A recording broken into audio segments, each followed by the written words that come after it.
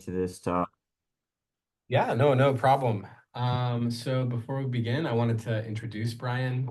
So Brian Blankenship is a scientist and engineer who recently finished his PhD in mechanical engineering from the University of California, Berkeley. He's currently working as a principal and engineer at FormFactor, developing high-volume semiconductor testing solutions. So Brian, excited to hear your work and take it away.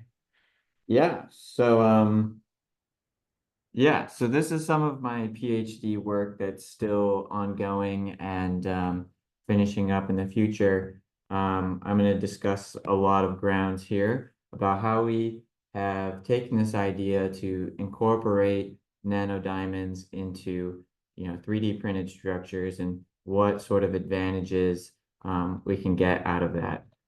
So there's a really beautiful symbiosis of these two technologies where we can use nanodiamonds and scaffold them into really complex three-dimensional shapes and be able to extract ODMR and across 2D and 3D microvolumes.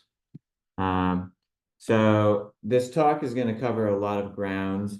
It's going to talk about microarchitected materials, which I'll also use the word metamaterials to describe. A lot less simulation and optimization, but mostly quantum sensing and functionalization, and then different optical imaging techniques that we've employed to be able to, image nanodiamonds inside of these complex 3D microenvironments. So before I get into the how, let's talk about the why. And so I'll discuss some of my early PhD work. So as a preface, I am quite an outsider to the NV community. I didn't normally originally work with NV centers. When I started my PhD, working on something called metamaterials.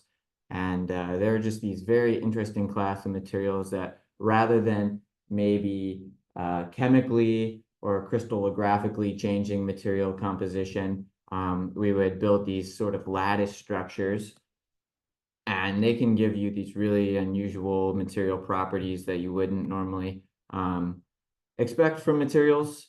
And all of my work was working on this in the context of two-photon polymerization, which is this microscale 3D printing technique.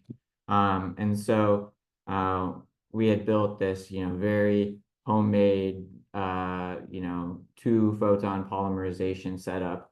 And effectively, it employs a femtosecond laser to directly write into a resin, and we can, speed it up quite a bit by using a galvanometer. This is a homemade system, and you can see what we can get out of it. We can get 3D prints that you see on the right side here with, resolutions here of 1.6 and 3.3 microns, 3.3 microns actually, and 1.6 microns across in the XY. There are, of course, much better printers out there as well. There are commercial systems that can expand this to much higher throughputs and much smaller scales. But what's really interesting about this technique is that you're not constrained in the same way that you would be with other 3D printing techniques like FDM or SLA, in addition to being much smaller. And there's now a whole wide range of materials that you can print with, like polymers, ceramics, and I've even started seeing people printing with metals. And so, yeah, what originally inspired me was I was looking at mechanical metamaterials here, and we would have to look at them under the SEM. And when we did this, we weren't really able to resolve what was going on inside. And what we thought would be really interesting is if we could find some way to somehow measure the temperature or strain or something else inside of this. And that's when I met Ashok Ajoy, who had some wild ideas about how we could see and measure these things inside of it. So our idea was to leverage NV centers in diamond. And you, of course, as a lot of people know, there's a lot of advantages of NV centers, considering that they're photostable. They can measure a lot of these things that we were interested in measuring, such as electric and magnetic fields, pressure and temperature.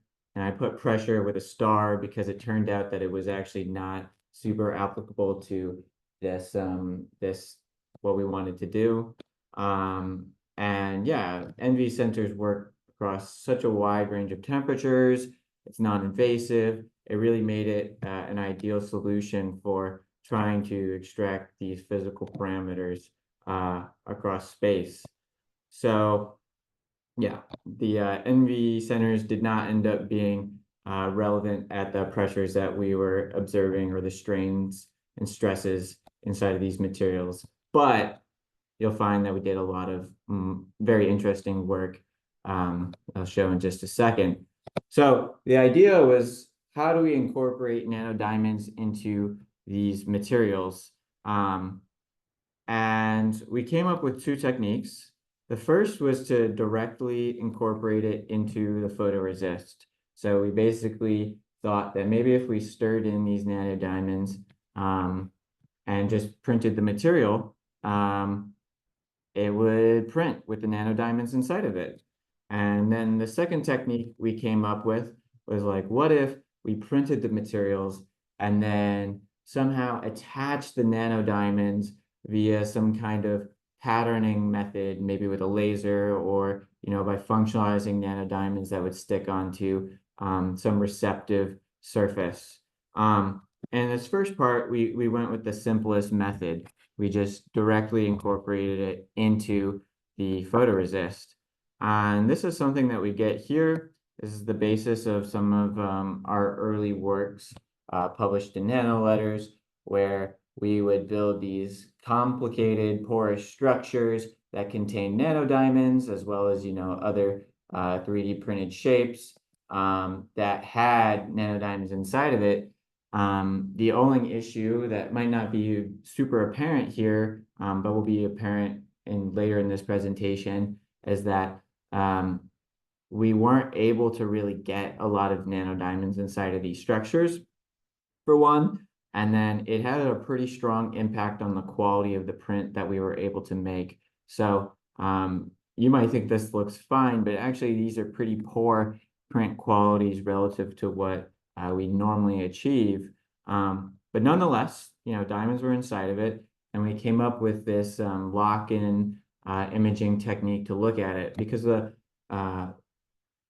resins themselves were mildly fluorescent. So if you try to image these structures, you'll get a whole lot of the resin fluorescence, but it's hard to extract this oscillating ODMR signal. So with Professor Ajoy, we worked on making this lock-in ODMR microscope, where we could essentially extract the oscillating component of fluorescence, which was related to the NV center.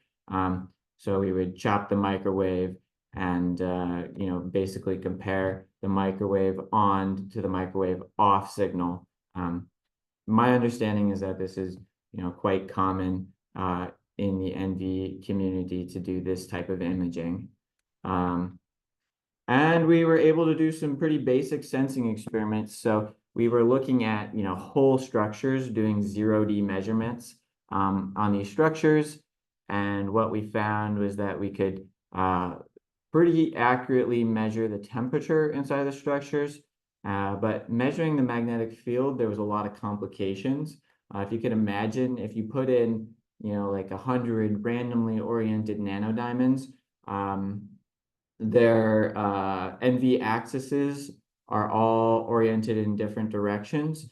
So you don't get the typical splitting that you expect in a magnetic field from nanodiamonds. And we did some simulations to try to understand the effect of this.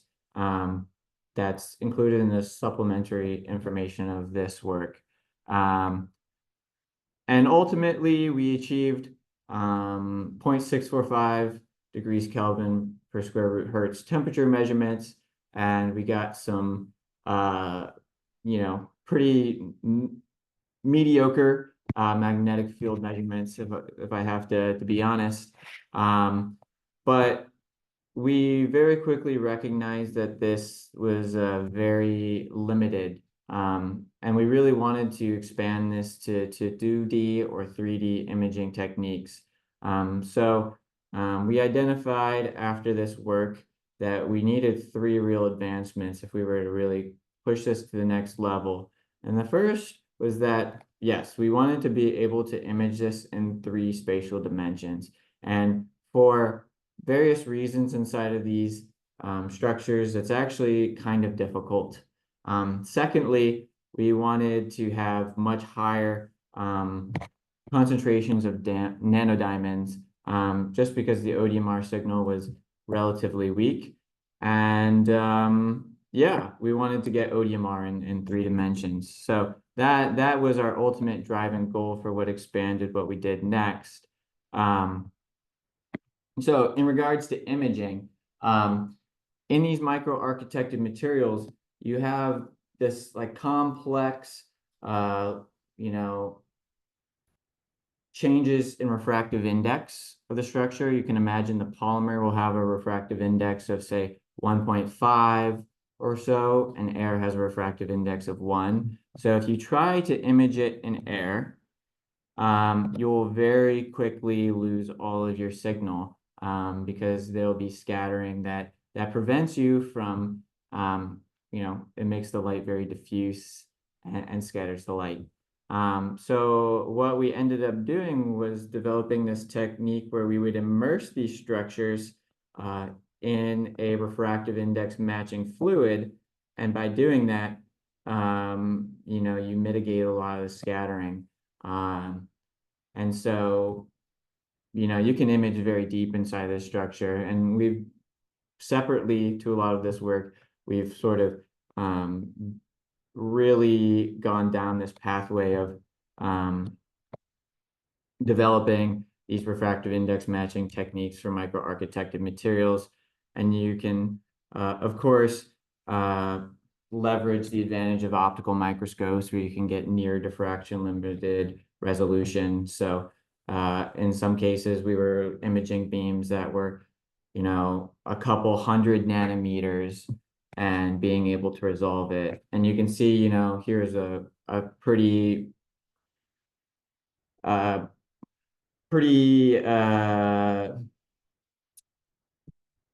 complex structure, and we can look at cross sections of it about 800 nanometers thick and resolve it almost identically, from our target geometry to our printed geometry. And yeah, you can create these beautiful 3D reconstructions of these materials, and you can see all of the beam members in the inside. And we can do this now at very high speeds and resolution. And we've developed some open source codes to do all of that. This is not so important, but yeah, we've taken this technique and we've pushed it to its extreme where, we do in situ mechanical testing, and we've also, applied multi-photon techniques where we use 2-photon, 3-photon, and third harmonic generation imaging processes. And there are advantages to all of these. For one, with, say, third harmonic generation, we can measure materials or image materials that are actually not fluorescent at all. So there's a lot of groundwork here that we've established about how to image these microarchitected materials here without the nanodiamonds inside of them. Yeah, here's the third harmonic generation. But now it's important to establish how we get nanodiamonds inside of these materials, and then how do we image these dual structures that have both nanodiamonds and the resin inside of them. So our second goal, as I established early, was to selectively pattern nanodiamonds. And we sort of developed this technique or applied this technique called bubble printing to pattern nanodiamonds. And you can see by rastering a laser onto these uh, basically like gold nanoparticles, we were able to make very dense films of nanodiamonds printed onto a 2D surface. And you can see the fluorescence from this confocal image is, very selective spatially from where we pattern it. And if you take a closer look, we printed with, say, 35 nanometer diamonds, and we get these, very thick beds of nanodiamonds, as well as 100 nanometer nanodiamonds. And we similarly get these large beds. So in this case, we're able to just pack in almost, the theoretical packing factor of nanodiamonds into these 2.5D beds. And we get some very, very, very strong ODMR signal when we do this. So in this case, we were working in 2 dimensions for this concept, but we, in this example, patterned it into this sort of bullseye pattern, and then used a 532 nanometer laser light as both the excitation source and a heating source. And we found that using some different wide field lock-in ODMR techniques, that we were able to very accurately measure the temperature across this 2D volume. So when we do these lock-in techniques that we talk here, effectively we image the contrast on or off at many different microwave frequencies, and we plot that contrast. And then at the point where there is the local minimum between the 2 ODMR curves, or the two peaks, we describe that as the zero field splitting, which, if we plot the zero field splitting and apply some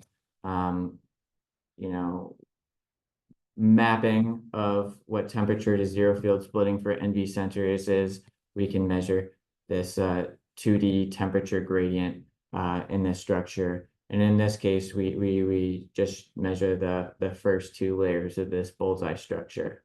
But it was very promising. But again, everything that we did here was restricted to just 2 dimensions, and we really wanted to push it to 3 dimensions.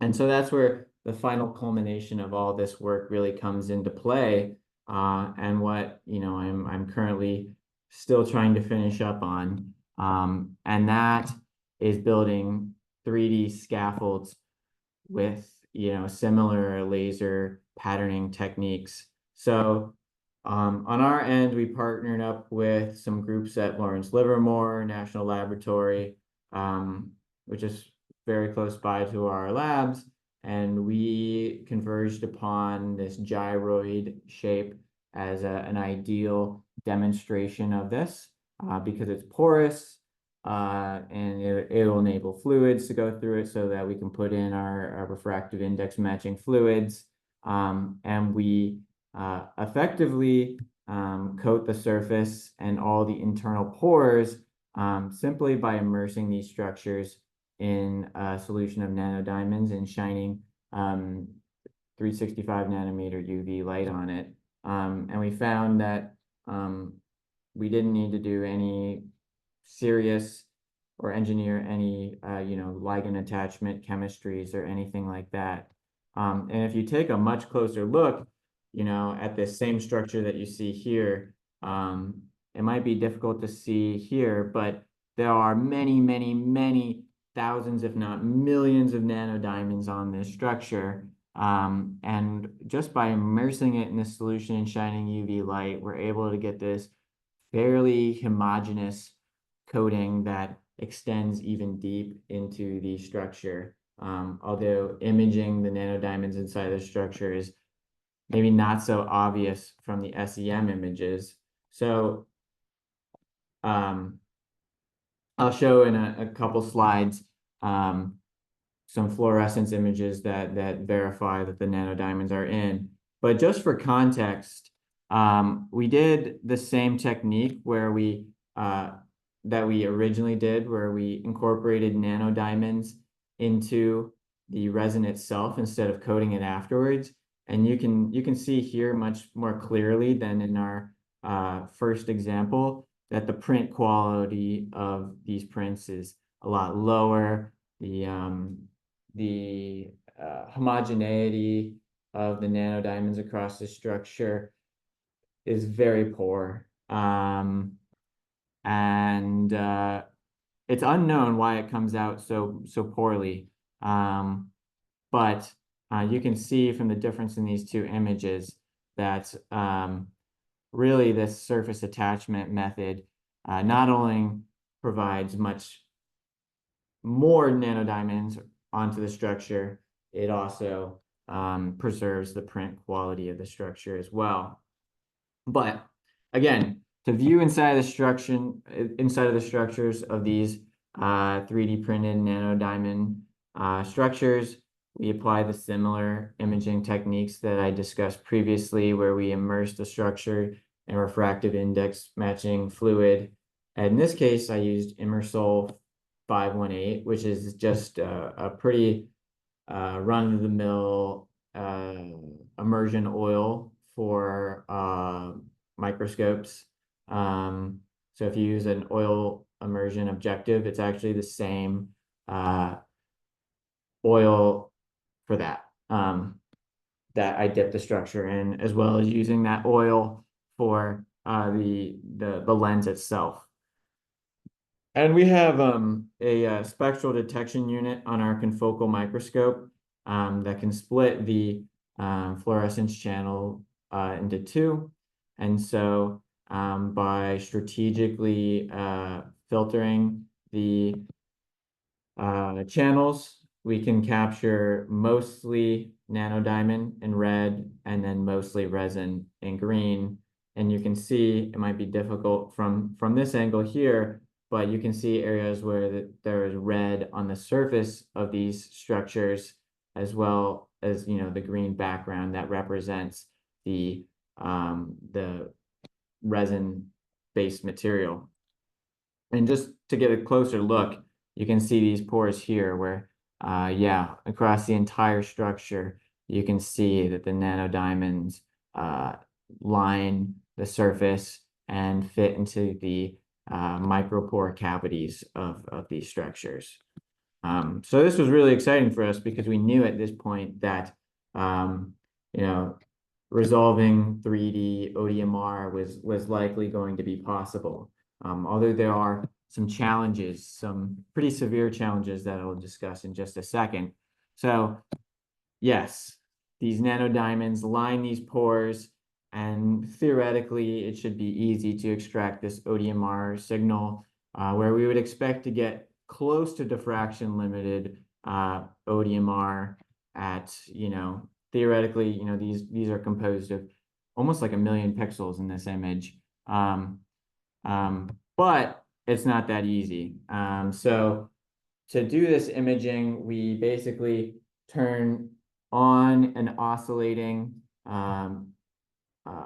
microwave frequency and image. So we'll take one confocal image at one slice, so like a single Z plane, and we will apply a microwave frequency, one microwave frequency, and then we will take a new image for every microwave frequency that we apply. So we effectively go through for every point in our microwave spectrum, we'll take a confocal image, and then we have to do that for every slice in our 3D volume. So it's extremely time consuming. And we found that as we did this, there would be some natural drifting of the structures. So the heat generated from the microwave coils, and also just temperature changes in the room and vibrations on our table would cause these to the pores to shift relative to the objective lens.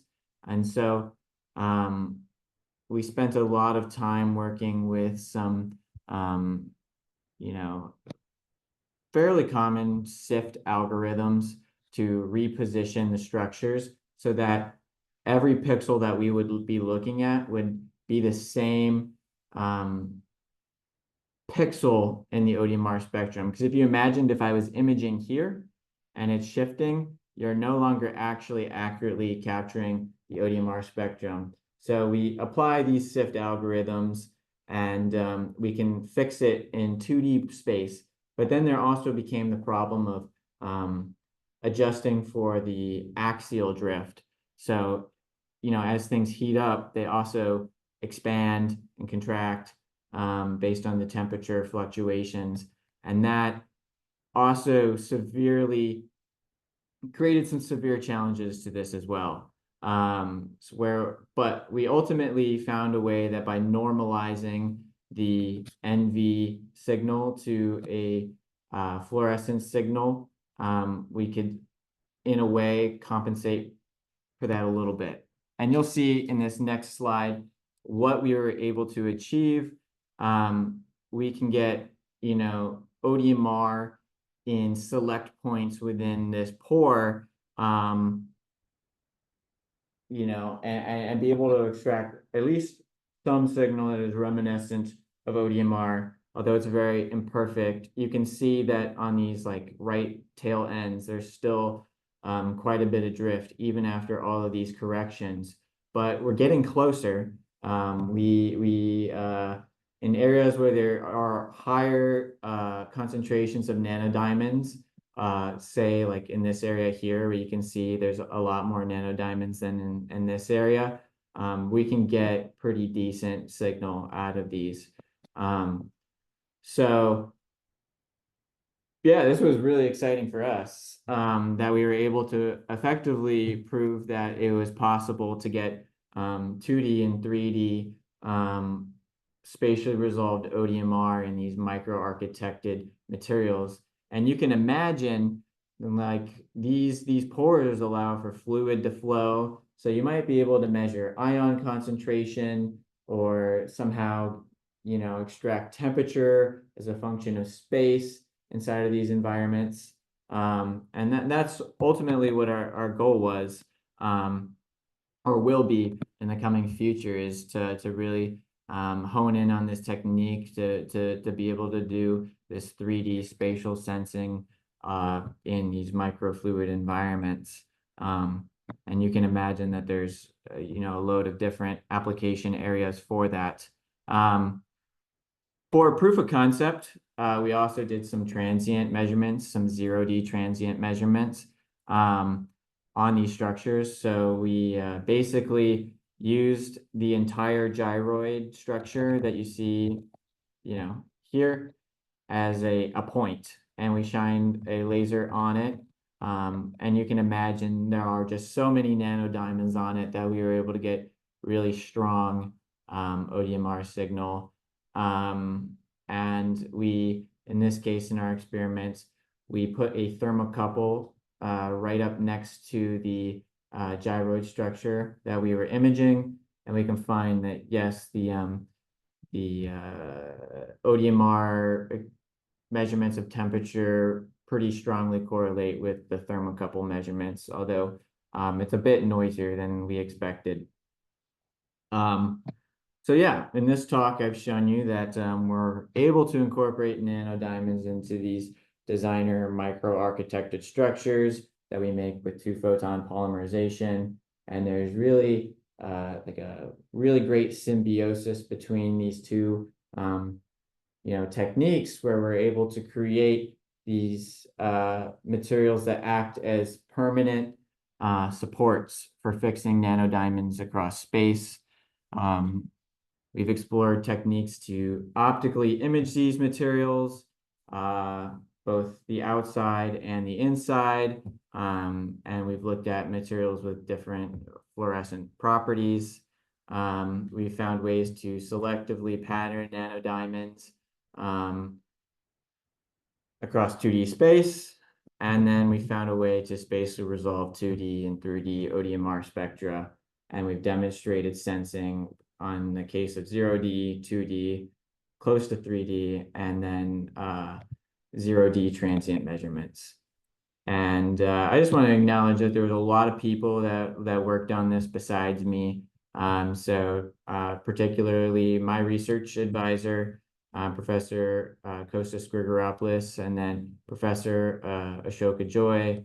But there are a ton of people who have been instrumental in making this happen in various different ways. And I have, of course, have to be thankful to all the funding agencies, particularly the National Science Foundation for sponsoring a lot of this work. And of course, Optimus Nanotechnologies, we have, used their nanodiamonds to, across our entire spectrum of work. Yeah, they're a really great partner to work with. And they didn't pay me to say that either. So, yeah, I guess I can take questions if people have any questions. I'm an open book. I'm no longer in academia, so I'm not gonna hold back any secrets to what I was doing. I really hope that someone can take this work, expand on it, and really meet the application spaces. That would make me so tremendously happy to see, people apply this in contexts where you can, do something in their field of interest. So, yeah, do we have any questions? Yeah, Brian, thank you. That was fantastic. I'll open it to the audience first, but I have at least two. I can ask. Yeah, Brian. Yeah, thank you for the talk. I guess like maybe a couple questions. Like, the structure you were printing. Yeah, this kind of porous structure. Is there something particularly interesting about that type of a pattern? And I mean, in terms of application. And I guess this follow-up question is, why are you particularly interested in measuring temperature and magnetic field in this structure? Interesting questions. So, this gyroid structure is something called a triply periodic minimal surface, a TPMS. They are in the 3D printing community a pretty hot and interesting research area because they are like low density, high strength materials. In this case, we chose this because it was a perfect example of a very porous structure. So we didn't really care about the mechanical aspects of this as much as just something that would allow fluid to flow. And this was just something that we felt that the additive manufacturing community would be aware of and would be able to directly link to what they're doing. As to why we would measure temperature in this specific structure, I think that this structure itself is quite arbitrary. We're just using an example structure to prove that this technique is possible. So that say someone actually wants to print with a tissue scaffold that they incorporate cells into. They could apply the same technique to attach nanodiamonds onto the tissue scaffold. And then maybe there are some interesting information to biologists about, cellular activity in these scaffolds. Or, that's just projection. I'm not a biologist, but I can imagine there would be a lot of interesting things that someone might want to look into about the temperature gradients in a tissue scaffold, or at least what I would be interested in doing if I was still progressing this would actually be to functionalize or to do chemical reactions inside of these, where it's almost like a micro reactor where you could say measure the temperature of an exothermic reaction in 2D space. And so that is something that I would think is really interesting to do as well. But really the applications are, I don't want to say limitless, but it's whatever you make of it.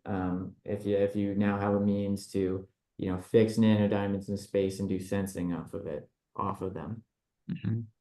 Yeah, I guess maybe one other quick question is like when you mentioned or talk about throughput for this printing technique, how long does it take to say print this structure? On my setup a while, but there are commercial setups that might print this in like less than 15 minutes. Hmm. So there's a company, I'm not sponsored by anyone, but there's a company called Nanoscribe and Up Nano, two different companies that make these commercial variants of this printer.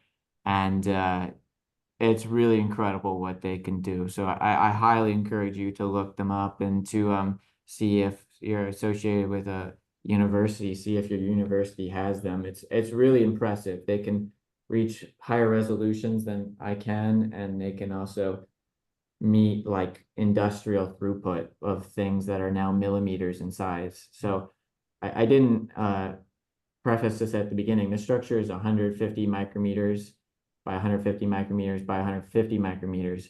But nowadays, people are printing in like the millimeter size. So this is really quite small relative to what is possible. Hmm. All right, thank you. Well, I had two kind of one sort of, I guess, more related to the printing and then something related to the measurements.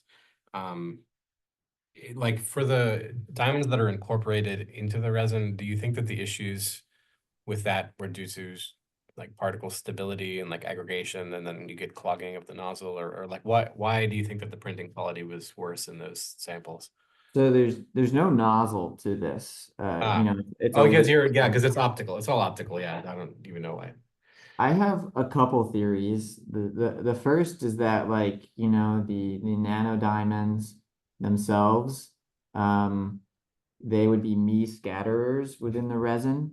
And so you would get some me scattering that would maybe cause polymerization in unwanted places.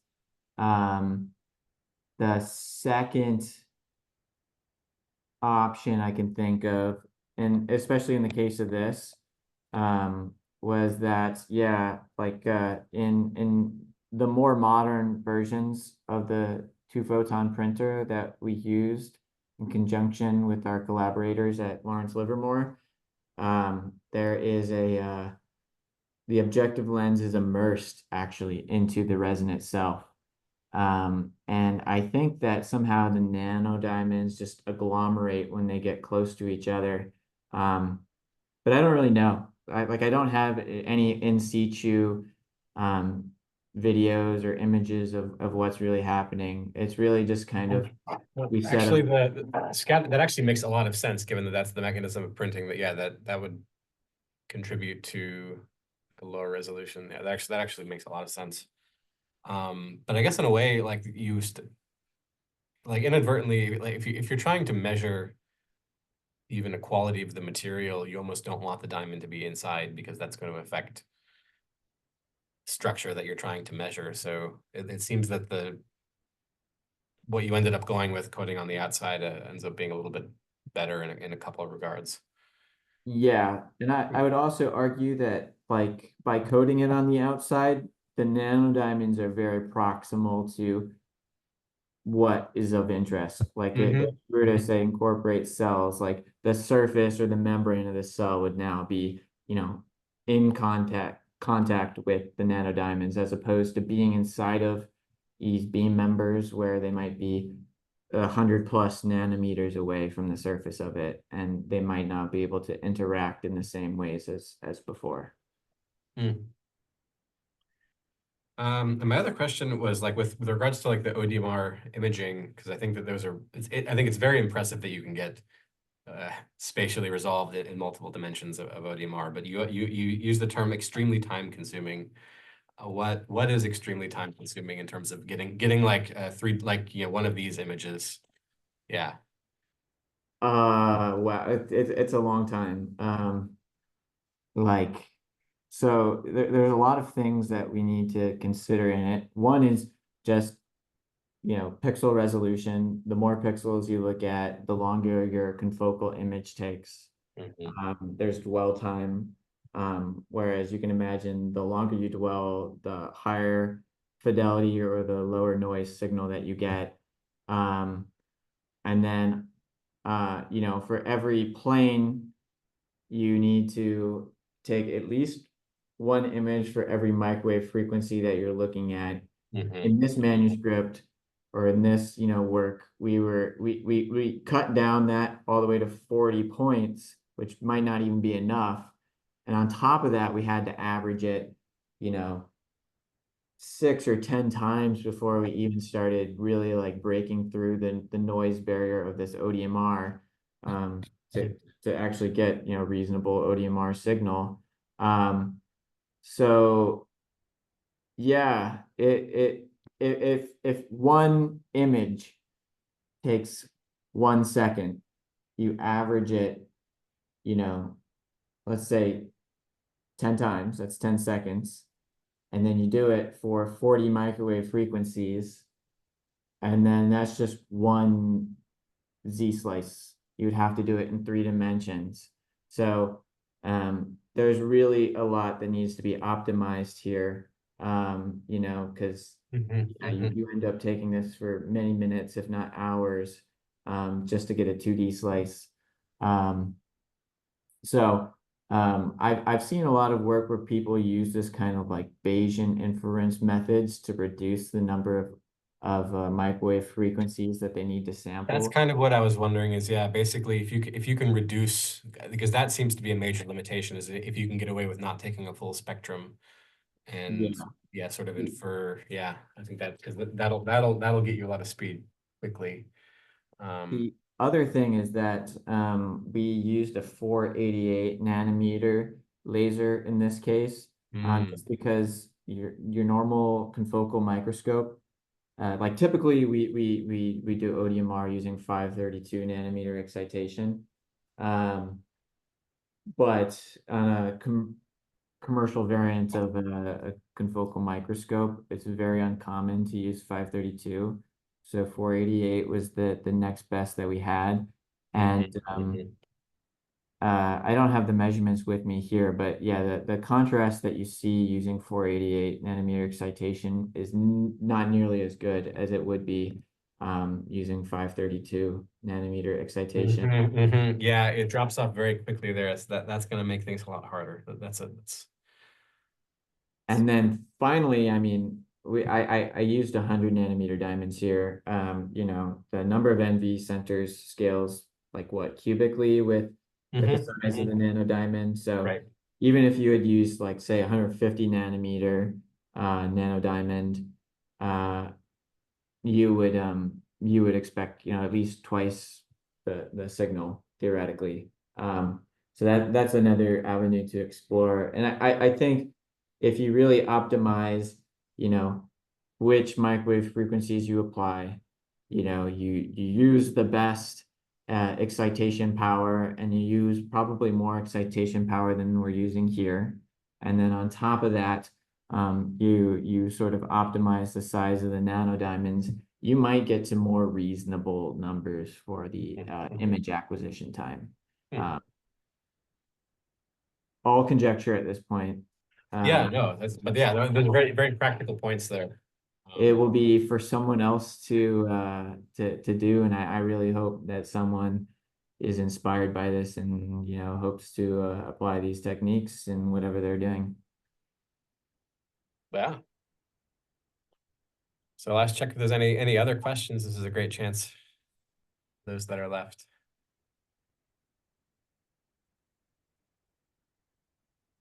Well, Brian, thank you very much for presenting. This was very, it's really great to actually see things in use and kind of also by a non-NV fanatic. So I think it's really, really compelling work. So I'm really excited to see where this goes in the future. Yeah, of course. Well, thanks for having me and thanks for giving me an opportunity to talk. Yeah, great.